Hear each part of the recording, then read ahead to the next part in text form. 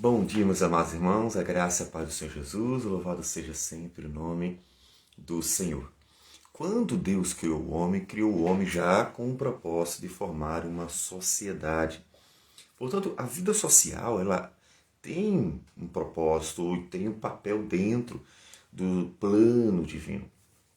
Deus quer formar um grande povo, um povo que o agrade, tanto que quando Abraão ele está caminhando, peregrinando, diz Hebreus que Abraão estava aguardando uma cidade celestial, aguardando uma cidade edificada por Deus. Coisa interessante, né? Abraão não estava esperando uma casa dada por Deus para ele e a sua família. Abraão estava aguardando uma cidade. Significa que não era só para ele, significa que era para ele e para todo o povo que Deus está constituindo, está formando. Isso, claro, que começa com família. A igreja é também chamada de a família de Deus por Paulo. E por isso que um dos pecados que mais é chamado a atenção no Antigo Testamento também aparece no Novo Testamento, quando Paulo em Coríntios exorta os cristãos sobre a questão dos relacionamentos, da justiça. Um dos pecados é exatamente esse, a injustiça social.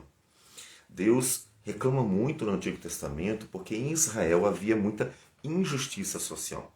A prática da justiça dentro da sociedade é agradável a Deus. Deus se agrada de uma sociedade que faz aquilo que é bom, que é certo, e isso é bom.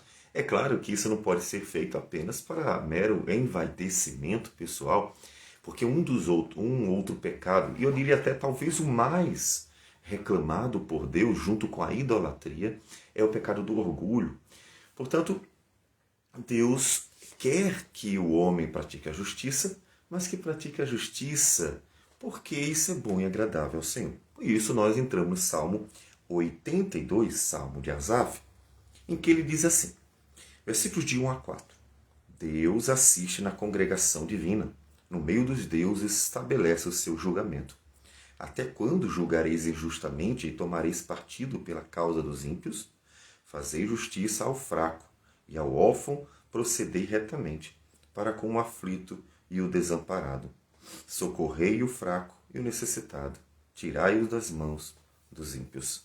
Então, essa era inclusive uma das causas para que o castigo de Deus viesse. E foi uma das causas, com certeza. A idolatria, como disse, é talvez o pecado mais reclamado, sim, por Deus. E Israel também enveredou pela idolatria, terminou adorando outros deuses, mesmo que paralelamente a Deus. Isso desagrada profundamente, afinal, só Deus é Deus, não existe outro Deus. Essa é uma mentira grande. Mas um outro pecado era a injustiça social. E essa injustiça social, ela destrói, obviamente, a sociedade. Ela torna a sociedade um lugar que aqueles que são mais fracos, aqueles que, como ele diz, o fraco, o órfão, o aflito, o desamparado, ele dar a eles uma vida atribulada, sofrida.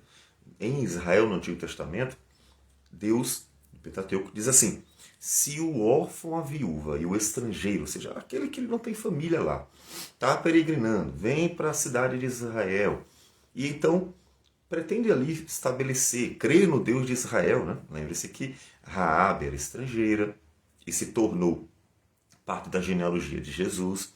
A Ruth, estrangeira, se tornou parte da genealogia de Jesus. Os gibeonitas, que no livro de Josué creem no Deus de Israel, eram estrangeiros.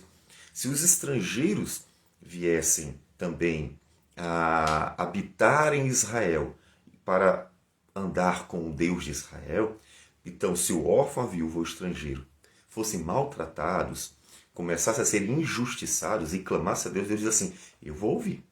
Eu ouvirei o clamor deles e castigarei vocês por causa deles.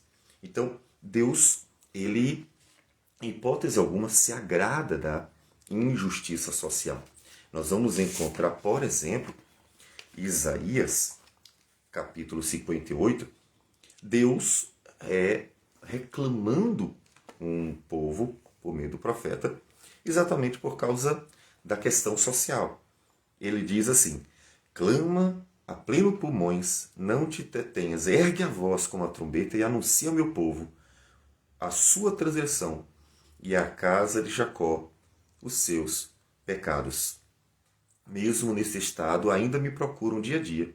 Tem prazer em saber os meus caminhos, como o povo que pratica a justiça e não deixa o direito do seu Deus. Pergunta-me pelo direito da justiça, tem prazer em se chegar a Deus. Isso é uma ironia. Dizendo, por que jejuamos nós e tu não atentas para isso? Ou seja, o povo está numa vida social toda acabada. Mas procurava Deus como se não tivesse acontecendo nada. Por que jejuamos nós e tu não atentas para isso? Por que afligimos a nossa alma e tu não levas em conta? Eis que no dia em que jejuais, cuidais dos vossos próprios interesses e exigis que se faça todo o vosso trabalho. O jejum visando apenas ter algum benefício da parte de Deus. Eis que jejuais para contendas e rixas, e para ferides e compunho iníquo, jejuando assim como hoje não se fará ouvir a voz no alto. Seria este o jejum que eu escolhi? Que o homem um dia aflige a sua alma, incline a sua cabeça como o junco e estenda debaixo de si pano de saco e cinza? Chamaria e tu a isto jejum e dia aceitável, Senhor? Porventura não é este o jejum que escolhi, que soltes as ligaduras da impiedade, desfaças as ataduras da servidão, deixes livres os oprimidos e despedaces todo jugo? Porventura não é também que repartas o teu pão com o faminto e recolhas em casa os pobres desabrigados? E se vires o nu, o cubras e não te escondas do teu semelhante? Então observe que Deus está reclamando que a vida religiosa de Israel não poderia ser uma vida apenas baseada em ritos mecânicos.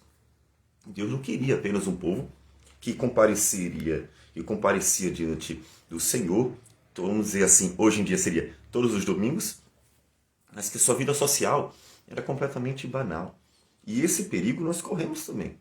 O perigo de acostumarmos com apenas uma religiosidade mecânica. Ou seja, vai o domingo no culto, mas esquece que tudo na vida pertence a Deus.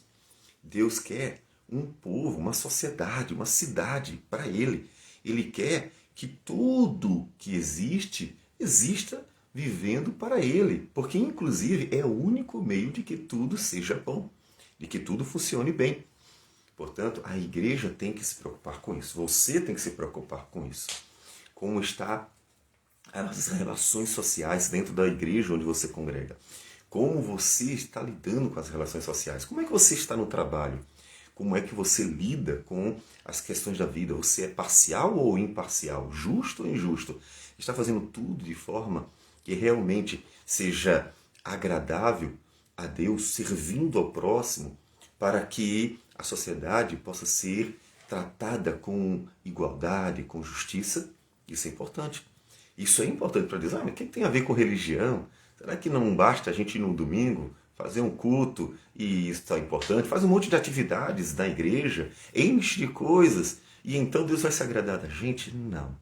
Mesmo que você jejuasse todos os dias, mas vivesse no dia da semana, ou vivesse no dia a dia, no trabalho, nas suas relações de forma injusta, isso desagradaria a Deus. Isso deve chamar a atenção da igreja como um todo. Não importa se é pastor, se é presbítero, se é membro da igreja. Deus quer que o seu povo pratique a justiça. Isso agrada ao Senhor, porque reflete o caráter de Deus, que é sempre justo. Por isso que o salmista começou assim: Deus assiste na congregação divina, no meio dos deuses estabelece o seu julgamento. É Deus quem é o juiz e Ele quer que se pratique a justiça. Portanto, se você está pretendendo orar ao Senhor e jejuar, se você está caminhando junto com a igreja e de fato quer fazer algo que agrade ao Senhor, comece não apenas pelas atividades da igreja, não. Pode até deixar isso para segundo plano. Comece averiguando se todos estão vivendo de forma agradável a Deus. Se a igreja está sendo um instrumento na sociedade para a prática da justiça. Se os líderes, nos relacionamentos deles, são justos e íntegros, são imparciais e honestos, ou se não está acontecendo isso. Por quê? Porque todas as atividades da igreja e até o culto ao Senhor só terão valor se realmente tudo for feito de forma agradável. Senhor, sincera, honesta, íntegra, se houver 2 pesos e 2 medidas, se tudo não passa apenas de rituais, enquanto o resto da vida está completamente contrária à santidade de Deus, não adiantará de nada. Porque então acontecerá o que Jesus citou em seus dias: este povo me honra com os lábios, mas o coração está longe de mim. Então, Deus quer que o seu povo pratique a justiça para glorificar a Deus, que é justo eternamente. Isso também é uma forma, com certeza, de transformar a vida num culto ao Senhor. Viva para a glória de Deus. E então o seu culto junto à igreja também glorificará o nome do Senhor. Vamos orar. Senhor Deus amado, bendito o teu nome para sempre. Agradecemos porque o Senhor nos salvou e estamos conscientes de que foi para vivermos uma vida agradável, Senhor. Ajude-nos, Senhor, a ser bênção, inclusive a chamar a atenção da tua igreja, para que ela, Senhor Deus, não apenas viva de cultos dominicais, mas viva da prática da justiça, para que até o seu culto seja agradável a ti. Que o Senhor nos dê graça para sermos bênção e que, ó Deus, o cristianismo de nossos dias, tão maltratado, possa, Senhor Deus, ouvir a voz que clama, dizendo que haja justiça no meio do povo do Senhor. Que receba nossa oração, nossa gratidão por tudo e opera nas vidas. Em nome de Jesus que nós oramos. Amém, Senhor. Que Deus abençoe a todos e um bom dia.